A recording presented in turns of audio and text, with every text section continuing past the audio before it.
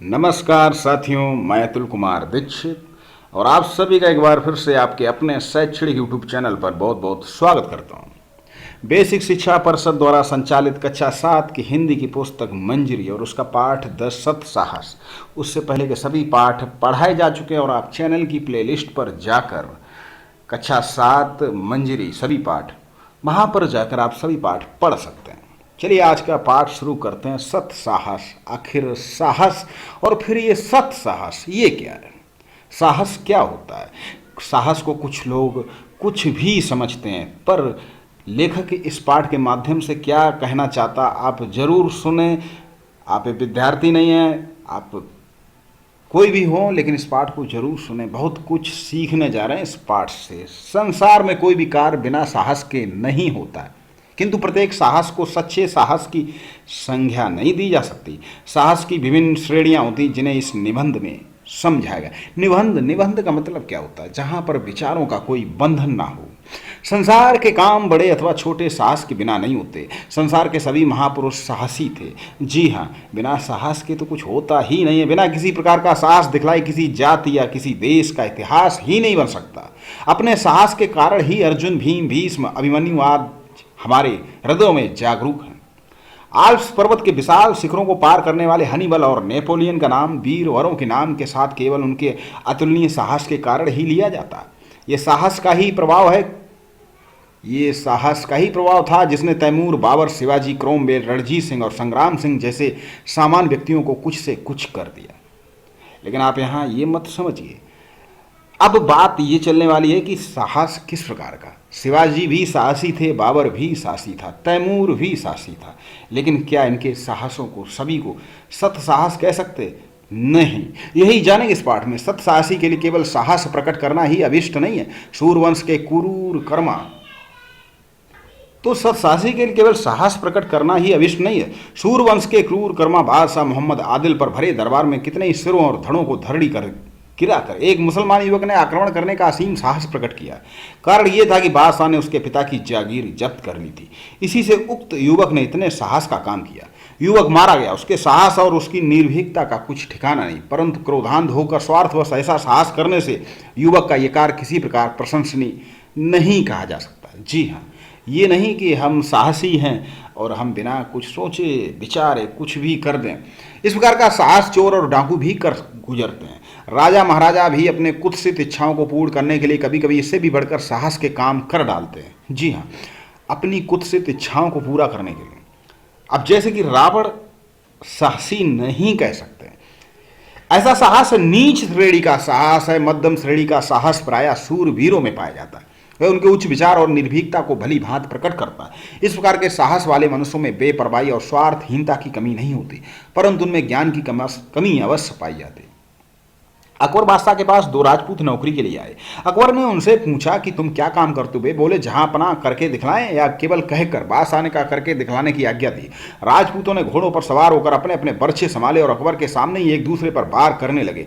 थोड़ी देर बाद वे एक दूसरे पर बेतरह टूट पड़े। बादशाह के देखते देखते दोनों घोड़े से नीचे आ गिरे, मरकर ठंडे हो गए। इस प्रकार का साहस निसंदेह प्रशंसनीय, परंतु ज्ञान की आभा की कमी के कारण निस्तेज सा प्रतीत होता है। अब सर्वोच्च श्रेणी के साहस के लिए हाथ पैर की बलिष्ठता आवश्यक नहीं, धन मान आदि का होना भी आवश्यक नहीं। जरूरी नहीं कि आप साहसी। यही तो बात है कि जिन गुणों का होना आवश्यक है वे हैं हृदय की पवित्रता तथा उदारता और चरित्र की दृढ़ता। जी हाँ, सबसे बड़ा साहस हृदय की पवित्रता, उदारता और चरित्र की दृढ़ता। ऐसे गुणों की प्रेरणा से उत्पन्न हुआ साहस तब तक पूर्णता प्रशंसनीय नहीं कहा जा सकता जब तक उसके एक और गुण सम्मिलित ना हो। इस गुण का नाम है कर्तव्य परायणता। जी हाँ, आपके पास ये भी विचार हैं, ये भी गुण हैं, लेकिन जब तक आपके पास एक लक्ष्य नहीं है वो भी साहस नहीं कर। कर्तव्य का विचार प्रत्येक साहसी मनुष्य में होना चाहिए। इस विचार से शून्य होने पर कोई भी मनुष्य, फिर चाहे उसके और विचार कैसे ही उन्नत क्यों ना हो, मानव जात की कुछ भी भलाई नहीं कर सकता। जी हाँ, हमारे किसी साहस भरे कार्य से अगर किसी का भला नहीं होता तो फिर वो साहस नहीं है। अपने कर्तव्य से अनभिज्ञ मनुष्य कभी भी परोपकार परायण या समाज हित चिंतक नहीं कहा जा सकता। बिना इस विचार के मनुष्य अपने परिवार नहीं अपने शरीर अथवा अपनी आत्मा का उपकार नहीं कर सकता। कर्तव्य ज्ञान शून्य मनुष्य को मनुष्य नहीं पशु समझना चाहिए। जी हाँ, उच्च कोटि के साहस के लिए कर्तव्य परायण बनना परम आवश्यक है। कर्तव्य परायण व्यक्ति के हृदय में ये बात अवश्य होनी चाहिए कि जो कुछ मैंने किया वह केवल अपना कर्तव्य किया। मारवाड़ के मरूदा गांव का जमींदार बुद्धन सिंह किसी झगड़े के कारण स्वदेश छोड़कर जयपुर चला गया और वहीं बस गया। थोड़े दिनों बाद मराठों ने मारवाड़ पर आक्रमण किया। यद्यपि बुद्धन मारवाड़ को बिल्कुल ही छोड़ चुका था तथापि शत्रुओं के आक्रमण का समाचार पाकर और मातृभूमि को संकट में पड़ा हुआ जानकर उसका रक्त उबल पड़ा। स्वदेश भक्ति ने उसे बतला दिया कि यह समय ऐसा नहीं कि तू अपने घरेलू झगड़ों को याद करे, उठ और अपना कर्तव्य पालन कर। जी हाँ, इस विचार ने उसे इतना मतवाला कर दिया कि वह अपने 150 साथियों को लेकर बिना किसी से पूछे जयपुर से तुरंत चल पड़ा। देश भर में मराठे फैले हुए थे, उनके बीच में होकर निकल जाना कठिन काम था, परंतु बुद्धन के साहस के सामने उस कठिनता को मस्तक झुकाना पड़ा।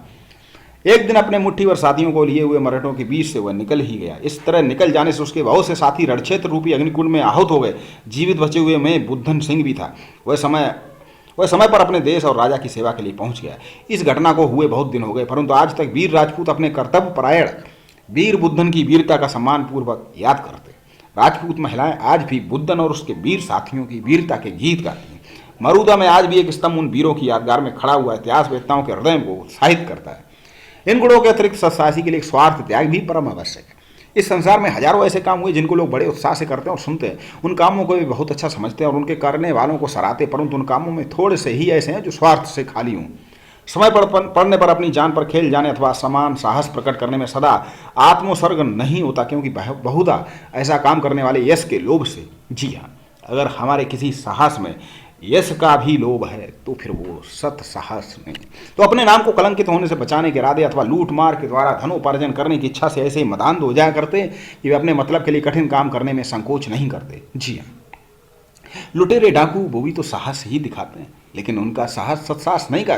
सत्साहसी व्यक्ति में एक गुप्त शक्ति रहती है जिसके बल से वह दूसरे मनुष्य को दुख से बचाने के लिए प्राण तक देने को प्रस्तुत हो जाता है। धर्म, देश, जाति और परिवार वालों के लिए नहीं, किंतु संकट में पड़े हुए अपरिचित व्यक्ति के सहायतार्थ भी उसी शक्ति की प्रेरणा से वह हमारे संकटों का सामना करने को तैयार हो जाता है। अपने प्राणों की वह लेस मात्र भी परवाह नहीं करता, हर प्रकार के क्लेशों को प्रसन्नतापूर्वक सहायता और स्वार्थ के विचारों को फटकने तक नहीं देता। सत्य साहस के लिए अवसर की राह देखने की आवश्यकता नहीं, क्योंकि सत्य साहस दिखाने का अवसर प्रत्येक मनुष्य के जीवन में पल पल में आया करता है। देश, काल और कर्तव्य का विचार करना चाहिए और स्वार्थ रहित होकर साहस न छोड़ते हुए कर्तव्य परायण बनने का प्रयत्न करना चाहिए। तो साहस हम लोग आज समझ चुके होंगे इस पाठ के माध्यम से, आखिर साहस है क्या।